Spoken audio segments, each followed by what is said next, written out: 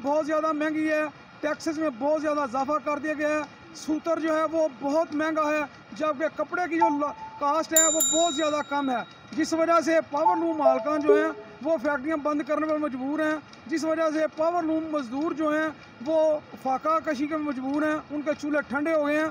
हुकूमत को चाहिए कि इस तरफ तवज्जो दे। महंगाई बहुत हो गई है, लूम कारोबार बंद पिया, कोई हालात नहीं है मुल्क ते, इन्हां नूं आपो अपनी पई है सारियां नूं।